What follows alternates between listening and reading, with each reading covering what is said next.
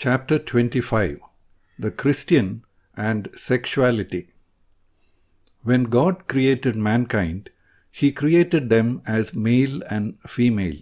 Genesis chapter 1, verse 27. They are both made equally in His image, but both of them are physically and psychologically different from each other. God does not value men and women differently. Galatians chapter 3, verse 28. The distinction that exists between men and women is only for the time when we are on earth, because there are different roles men and women have to fulfill here. In our life in eternity, we will be like the angels who have no gender. Matthew chapter 22, verse 30. While we are on earth, this distinction also makes for the most intimate relationship possible between two people, and the complementary roles that lead to procreation, family life, and the extension of life from generation to generation.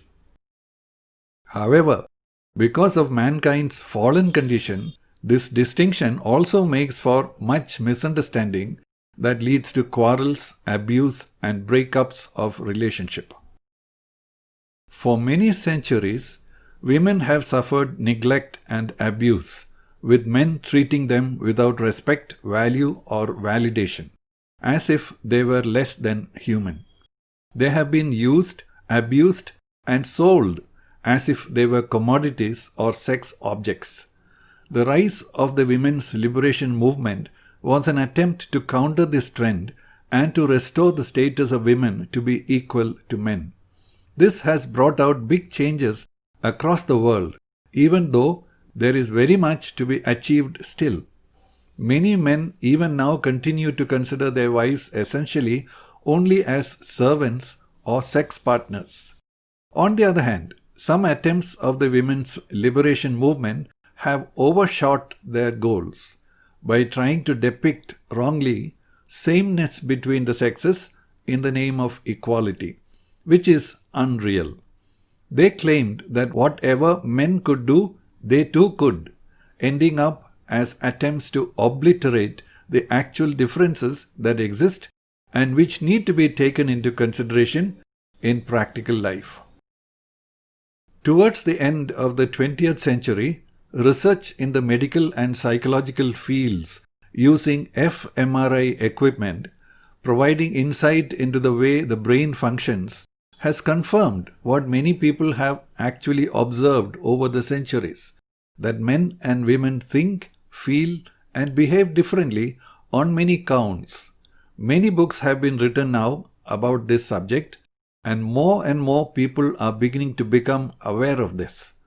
It has also been discovered that men and women do not respond in the same way towards certain medicines because of the differences in their body chemistry. And the idea of gender-specific medicine came into existence.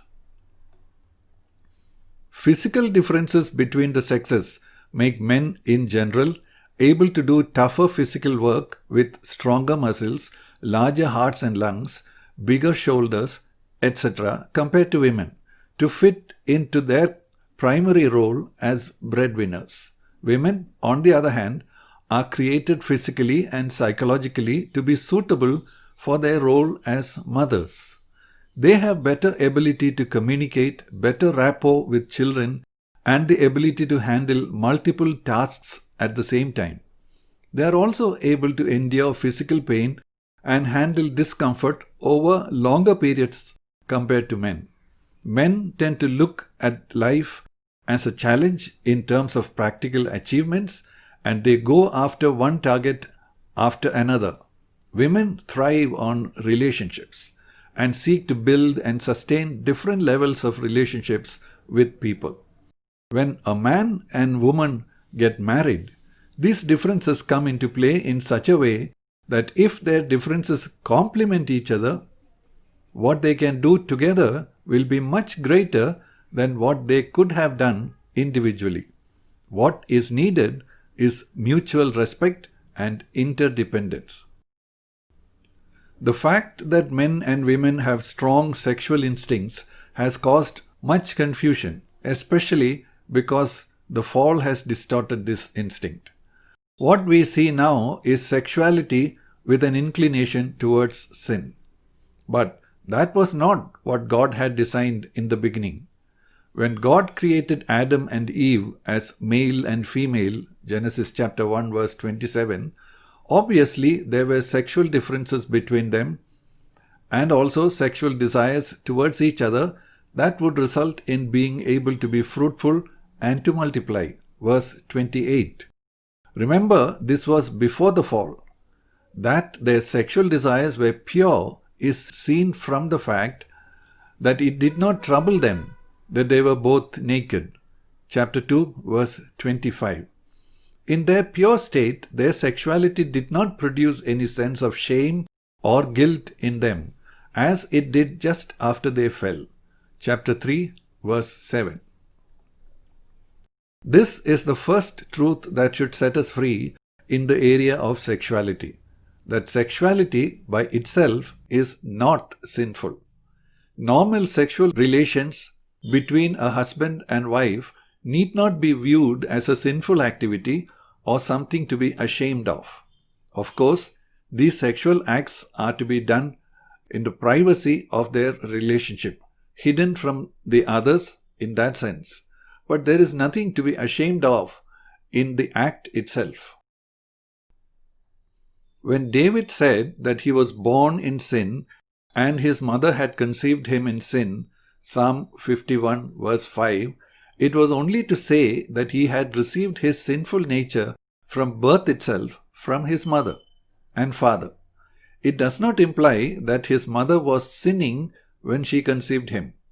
A wrong teaching on this can distort our whole attitude towards sexual relationship and keep us permanently guilty because we find ourselves actually enjoying the relationship but still regarding it as if we have committed sin. If we think there is something sinful about sex, it could even lead to some forms of sexual dysfunction in marriage. So, what can make sexual pleasure sinful? Clearly, when it is outside the design of God, who has drawn boundaries around it. When we recognize that sexual relationship is a part of God's design to multiply and propagate the generations, that rules out sexual relationship between unmarried couples, adulterous relationships, so-called same-sex marriage, and masturbation. Between husbands and wives, sexual relationship need not necessarily be aimed at having children, but it is also an intimate and pleasurable expression of love between them, as can be seen from the Song of Songs. Masturbation is outside the will of God because it is also not in line with self-control, which is a fruit of the Holy Spirit, and it is associated with lust. The many ways in which it negatively affects one's personality also helps us to understand that it is not the will of God. Many Christians tolerate masturbation, saying that the Bible does not directly prohibit it. It is not right to teach from the silence of the scriptures, but we ought to draw lessons from what is revealed. The other thing that should be unacceptable to Christians comes under unnatural acts, even between married couples, because they go against nature itself and also not healthy and outside God's design in creation. Some Christians object to this, saying that anything married couples enjoy doing with each other should be okay. However, Romans chapter 1 verses 26 and 27 mentions unnatural and indecent acts that we need to avoid. Sexuality is a strong and powerful instinct that men and women have that needs to be addressed properly when we look at the practical aspects of Christian life. Proverbs chapter 5 verses 23 to 35 describes sexual desire to be as dangerous as carrying fire in our bosom or walking on burning coal. David, who had the reputation of being a man after God's own heart, fell low when he saw by chance a woman bathing in the neighborhood.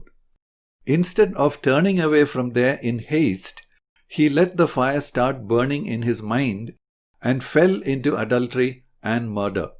Sexual desire is something that can come up like a spark of fire in a moment, and unless we learn to keep it under control and within God's boundaries by relying on the Holy Spirit, it can set fire to our life and even spread it to burn others near us.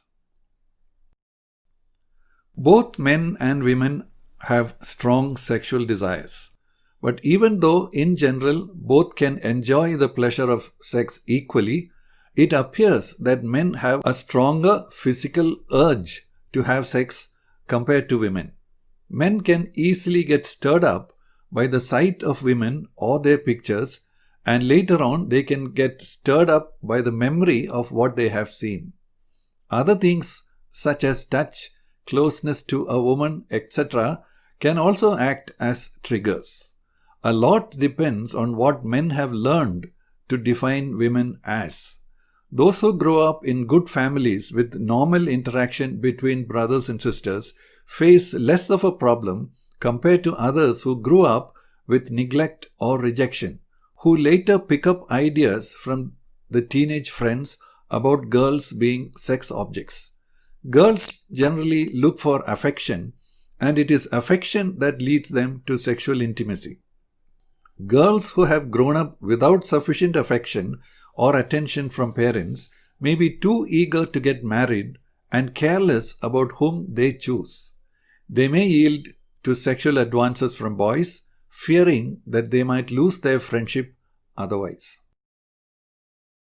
Teenage years are the time when we develop sexually, both physically and psychologically. And if we learn to interact with boys and girls with pure friendships, mutual respect, and practical boundaries, that will provide us with a proper foundation in this area for later years. The Bible talks about boys and men viewing girls and women as sisters or mothers with purity of thought and behavior. 1 Timothy chapter 5 verse 2. Keeping a healthy distance in our interaction with people of the opposite gender is always wise. Many affairs develop in the workplace when people start opening up boundaries with their colleagues and let them into their personal lives. We need to be aware that the best way to avoid getting burnt with sexual lust is to avoid it getting fired up in the beginning itself. Once it catches fire, it can easily become uncontrollable. In other words, we should learn to nip the desire in the bud before it can bear fruit in an actual act. When we are drawn towards someone and sexual desires begin to come up, we must recognize what is happening in our thoughts. If we allow these thoughts to develop into imaginations, we have already sinned in our heart. The easiest way to deal with temptations in our thoughts is to divert our attention to other subjects. Jesus clarified that looking at a woman with desire towards her was already adultery in the heart. Matthew chapter 5 verses 27 and 28. If we get pleasure in our imaginations, it is still a sinful pleasure even though no physical act has taken place yet. If we continue in our imaginations, our brain will start preparing us physically for the sexual act, and once this happens, it becomes more and more difficult to back out, and we may end up actually doing something sinful. Remember what the Apostle James says about how temptation develops into sin. James chapter 1 verses 13 to 15. Job may have understood this mechanism of sexual temptation to some extent because he decided that he would not allow himself to even gaze at a woman. Job chapter 31 verse 1. Many Christians do not even aim for such purity in life because they satisfy themselves with merely keeping the 10 commandments externally without understanding how Jesus came to open a greater life for us under the new covenant. But if we carry the fire of lust inside us while we pat ourselves thinking that we are not doing anything wrong, It will be like an accident waiting to happen at a time when we are least expecting it. On the other hand, when we learn to depend on the Holy Spirit to help us, God is able to grant us grace to be faithful in this area of life. Even if we have been slaves to sexual lusts or acts in the past, we must know that Jesus came to set the captives free. Luke chapter 4 verse 18, and to give us an abundant life. John chapter 10 verse 10. With sexual lust being as powerful as it is, and children not getting prepared properly to handle it when they come into the teenage years, it happens that a large percentage of people become enslaved to it in some form or another. The current world situation is such that temptations hit us from so many directions, and it is not easy to live a godly life. 2 Timothy chapter 1 says in the Living Bible, "You may as well know this too, Timothy, that in the last days it is going to be very difficult to be a Christian." But Jesus comes with the good news that He can set us free. An important secret of victory is to admit our helplessness against the giant of lust and to learn to depend entirely on God's strength with honesty and sincerity. When the children of Israel came to the borders of the promised land, and most of the spies told them that they looked helpless like grasshoppers in front of the giants in the land and stood no chance of occupying the land, Joshua and Caleb said that if God was with them, they did not have to fear any giant. Numbers chapter 14 verses 8 and 9. This is true of victory against any temptation, but especially true of victory over sexual lust. We must not allow pleasures promised by the temptation to pull us in, and we must not allow our thinking to be influenced by worldly wisdom or compromising Christians.